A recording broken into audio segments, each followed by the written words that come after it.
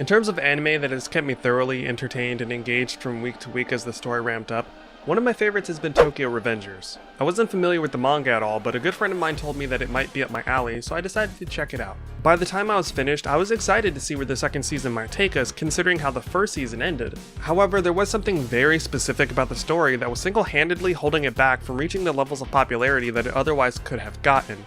And to quote my best friend, when something doesn't completely bang, I have a few opinions. But before we get into that, if you're looking for a small but growing community of like-minded anime/gaming nerds to chill with, you should consider heading over to the Somewhere Past Never Discord server. We're a chill group, you can see what videos are scheduled, and if you have an idea of your own, you can suggest it there. A big thank you as always to these lovely people for the continued support on Patreon. If you'd like to have your name added to the list, see videos early, and a few other things that I'm gearing up for, consider following the link in the description below. Lastly, I also stream on Twitch 3 times a week now. I've been just kind of having fun with it, and it's been nice to just chill and chat with people from the community. Right now I'm doing my first ever playthrough of Undertale, a game that has surprisingly not been spoiled for me. If you'd like to watch me go through this absurdity, consider heading over to twitch.tv/somewherepastnever and giving me a follow so that you're notified when I go live. If you're enjoying the content, don't forget to hit the like and subscribe. Also, don't forget to hit that bell icon so you never miss out on videos when they go up as we close in on the big 10K. With that out of the way, let's talk about the problem with Tokyo Revengers. It's Takemichi. There's not really a way to sugarcoat that, and I don't really feel like beating around the bush. I've seen Tokyo Revengers first season twice now. Once when it was airing week to week, and then again when I was watching it in a binge format with my best friend. The issues weren't invisible on my first watch, but I mostly ignored them because I was enjoying the story on a conceptual level. But on my second watch, the issues with Takemichi were impossible to gloss over, especially because my best friend was starting to pick up on the many things that were derailing an otherwise fun story. In order to really explain why Tokyo Revengers suffers so much at the hands of its own protagonist, we do need to dive into spoiler territory. However, I will summarize the premise so that you can decide for yourself if it's something you want to check out. In a nutshell, Tokyo Revengers follows the story of Takemichi, a guy in his late 20s with a pretty basic and uneventful life. While watching the news one day, he discovers his childhood girlfriend Hina and her younger brother Naoto both die in an incident involving the Tokyo Manji game, or Tomon for short. Later, while at a train station, Takemichi is pushed onto the rails as a train speeds toward him. However, right before he's killed, he's sent 12 years backward in time. After a strange day, he comes across Naoto and warns the kid of the fate awaiting him and his sister. The two shake hands, which sends Takemichi back to the present where an adult Naoto is waiting for him, alive and well thanks to Takemichi's intervention. The two decide to use Takemichi's newfound ability to go backward 12 years to prevent Hina from dying, which sets everything else into motion for the story. If that kind of narrative sounds compelling to you, I can't say I blame you. If you want to watch Tokyo Revengers for yourself and then come back when you've had a chance to form your own opinions, now's the time. For everyone else, let's just go ahead and dive on in. So as you can tell, Tokyo Revengers is a time travel drama, and with the exception of the first shift, it very much sticks to its own rules. In order to give you a further understanding of some of the points I'll make in a bit, you also need an understanding of how the time travel operates. The rules are actually pretty simple and consistent. First, Takemichi can only move exactly 12 years in either direction. So if he goes backward on April 1st, he'll land on April 1st. If he jumps forward on April 4th, he'll arrive back in the present day on April 4th. Second, going hand in hand with that, time passes at a 1-to-1 rate regardless of where he's at in his timeline. If he jumps into the past on April 1st and spends a week there, due to the first rule, a week will also have passed in present day. Third, to travel in either direction, Takemichi has to shake hands with Naoto. I haven't read the manga, so I can only assume this is because Takemichi successfully changed the trajectory of Naoto's fate by convincing him of his demise. This change of fate is likely what allows Naoto to be the jumping point, as well as allows Naoto to retain his memories of the timeline and the changes within it. And fourth, the show doesn't operate on multiverse or the many worlds theory, so Takemichi can alter his own timeline. Changes in that timeline do give him new memories without overwriting his own. Pretty basic stuff, right? With those rules in mind, we can give Takemichi a good look and try to explain why his mere existence hurts this IP. I was originally going to attempt to break these into segmented talking points to keep my thoughts more organized, but there's so much overlap that I eventually just gave up. Right out the gate, Takemichi is a less than stellar blend of bland and unlikable. There isn't anything about him that the audience can latch onto in terms of his personality, and the way he operates is just as frustrating. His only defining characteristic is his tendency to cry, so he's known as something of a crybaby amongst his peers. This can be charming when done well, since it is often used as a vehicle for expressing empathy. But Takemichi cries so much that at a certain point you can't help but just roll your eyes. Not to mention, Takemichi is just kind of stupid, which is not what you want to see in an anime with stakes as relatively high as the ones here. He's always puzzled, caught off guard, or the literal last person to realize something. Him traveling backward in time doesn't affect his cognitive ability or disable the knowledge he's accrued over the years. He's still an adult mentally with 12 additional years of life experience over the group of literal children he's surrounded by. But at every turn, he's painted as the dumbest person in the room in any given situation. He has no ability to read a room and frequently gets distracted by nonsense. I genuinely have no idea why his brain breaks when he travels backward. There's no reason for Takemichi to be so helplessly outclassed by everyone at all times. It's also brought up at the beginning that he used to fight all the time alongside his friends and their little gang, but now, despite the seriousness of his quest, he's constantly scared to throw a punch. I know he's been outside the realm of gang fights for over a decade, but by traveling backward in time, his body should still have the muscle memory imprinted on it. The major conflict of the series is born of his quest to save Hina from being killed in the future by the Tokyo Manji gang. He ends up becoming entwined with the gang in the past, where he realizes they're nothing like the violent iteration that exists 12 years in the future.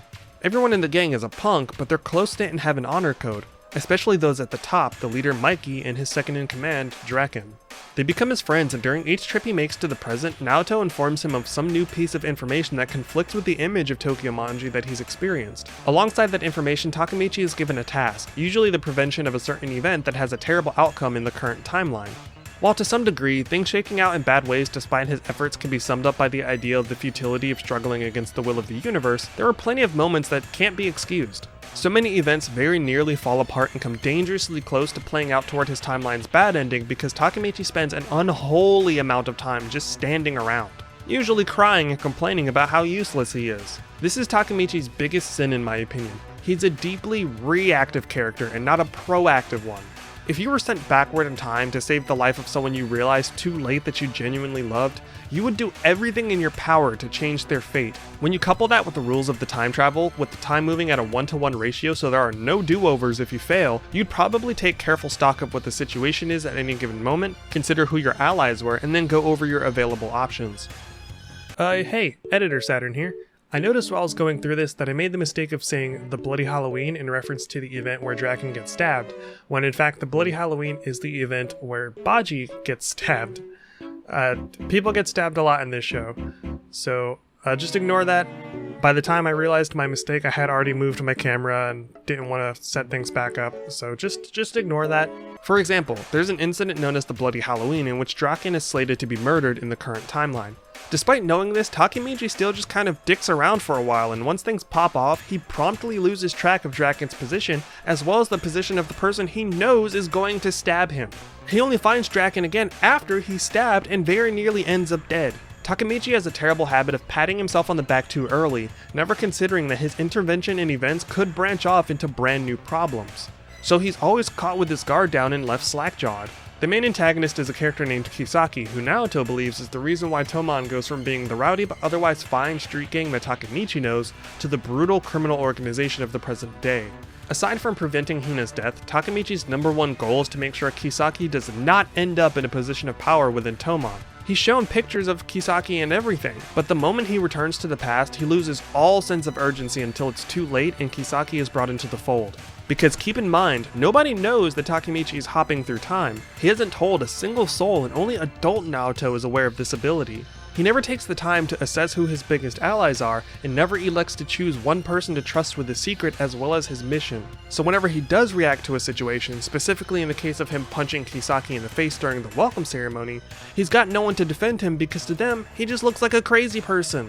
If he had chosen to just tell one person, with the best candidates being either Draken or later Chifuyu, he could have genuinely made his quest significantly easier. He'd have someone on his side to keep an eye on things as he jumped forward in time, where he'd be able to gather future intel from that same person.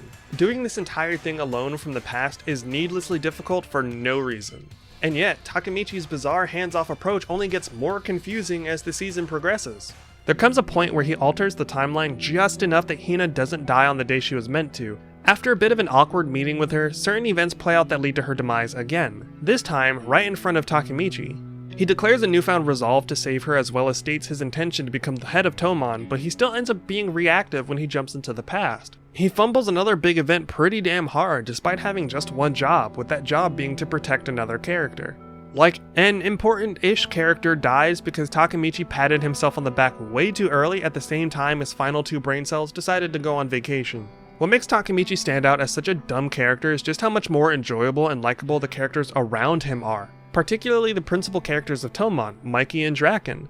There's more depth to them in terms of their friendship, their histories, and their personal motivations. We get to see that Mikey carries around the heavy burden of caring for and leading the members of a sizable gang while wrestling with his own demons. And we get to see that Draken recognizes those burdens and does his best to guide Mikey while reminding him to remain compassionate for others without letting his pride get in the way. A fantastic example of this comes just before a brawl between Toman and another sizable gang named Mobius. The spark of this stems from members of Mobius viciously assaulting one of Toman's members as well as that member's girlfriend, leaving her comatose. Draken takes Mikey to visit the woman in the hospital, but they're both berated by the girl's parents who lament the state of their daughter and lay the blame at Toman's feet. Draken acknowledges this and takes full responsibility, but Mikey's pride begins to rear its head. Before it can, Draken forces Mikey to bow to the girl's parents, and once they've gone, he reminds Mikey that the people in their crew all have families and people that are important to them. He goes on to say that it's okay for Mikey to not bow to others, but at the very least, have a heart that cares about the well-being of others. It's a very quick conversation where Draken is simply reminding Mikey that their actions have consequences that can affect the people his members care about. And when those consequences reach outside the bubble of Toman, it's important to take responsibility for and show compassion toward the people they've brought harm or misfortune to. This simple interaction informs the audience that while he can be a hard-ass, Draken genuinely cares about Mikey as well as all of the people they walk in front of. Hell, in terms of supporting characters, Takemichi's outshined too. A good example of this is the pairing of Baji and Chifuyu. These two have a friendship about as interesting as Mikey and Draken's, despite it coming into view at the very end of the season. At one point, it seems as though Baji pulls a turncoat and switches allegiances to another gang, Valhalla. In order to get initiated into the gang, Baji is tasked with beating the absolute piss out of Chifuyu, who is not only one of his closest friends, but was the second in command of Baji's unit. Despite getting his face beaten in, Chifuyu wasn't angry or upset because he knew deep inside of him that Baji must have had a good reason for all of his actions. Turns out he was right. Baji was also on to Kisaki in terms of how toxic his presence was for Toman and was looking to oust or neutralize him. He was basically doing what Takemichi should have been doing the entire time. Baji was moving pieces on the board, looking for information, and infiltrated Valhalla to do just that. He had suspicions and acted on them, even though he knew it would alienate him from his friends for a while. Unfortunately, Baji's actions lead to his death, and we're treated to an episode showing us how and why he became friends with Chifuyu. This episode was one of the season's strongest, and a big part of that is because it has nothing to do with Takemichi. In fact, I distinctly remember saying to my best friend that Tokyo Revengers would be so much better if Chifuyu was the protagonist. He's got a better design, a better head on his shoulders, and he actually fits in with Toman. He'd have a vested interest in saving it from Kisaki and preventing the future deaths of allies versus just trying to save an ex-girlfriend with saving everyone else being a byproduct of that goal. All of these things happen either independently of Takemichi or because of his brain-dead tendency to just stand there and gawk while things fall apart. Takemichi is almost never the character that moves the story forward in any meaningful way. Even when it seems like he might be, once you step back, you realize that he's just reacting to something someone else has done. After a while, it becomes impossible to root for a character that frequently blows opportunities to gain the upper hand against a future he's supposed to prevent from coming to fruition. I know people will say that the story technically couldn't happen if Takemichi was smarter or made more calculated decisions based on the information he gained from the future, but I don't necessarily subscribe to that notion. In fact, I think the narrative would benefit greatly from a smarter character struggling against the whims of the universe. Part of the appeal of time travel stories is watching characters attempt to outsmart the threads of fate, only to watch those decisions create new, unforeseen consequences. You can have an intelligent character hopping back and forth through time, altering events, you just need to add an extra layer of complexity to the consequences they inadvertently bring about. Like, if Takemichi saved Draken during the Bloody Halloween, a different, slightly less important character still dies, which still accomplishes his task, but shifts the timeline in a way he didn't quite foresee. That would make the audience anxious about Takemichi's actions and make him second-guess them at important points. I think Tokyo Revengers has a great foundation conceptually, but when the face of your story is hands down the worst part of the experience, it becomes tough to recommend it to others. It's like saying, oh yeah, the story is great so long as you ignore how awful and stupid the main character is. He doesn't grow on you over time the way someone like Asta does in Black Clover. His growth is so slow compared to the people around him, so in a sense, it's much more their story than Takemichi's. In the end, Tokyo Revengers has an intriguing story to tell, but I just can't get past how poorly written and executed our primary lead is. A time traveler trying to outsmart the whims of the universe as well as navigate the very real dangers of gang life should have been a slam dunk, but it ended up feeling more like watching a toddler do layups on a Fisher-Price basketball hoop. With that being said, do I recommend Tokyo Revengers? To be honest, I'm not quite sure. I think there are quite a few things to enjoy about the show, particularly the character dynamics, but tolerating Takemichi long enough to get to those moments might not be worth it for some people. At any rate, if I don't end this now, I'll just talk myself in circles and rant endlessly because there's plenty to talk about. So if you made it to this point, thanks for sticking around. Another hearty salute to these lovely names for the continued support on Patreon. Check out the link in the description below if you'd like to support the channel and have your name show up in every video. Don't forget to come check me out on Twitch where I stream Tuesdays, Thursdays, and Saturdays. In fact, when this video goes up, I might be in the middle of streaming, so come say hello. Lastly, feel free to come join the community on Discord. We'd love to have you, and links to all 3 of those will be in the description below. Remember to take care of yourselves and others. I hope your days remain or become Saturnian, and as always, thanks for watching.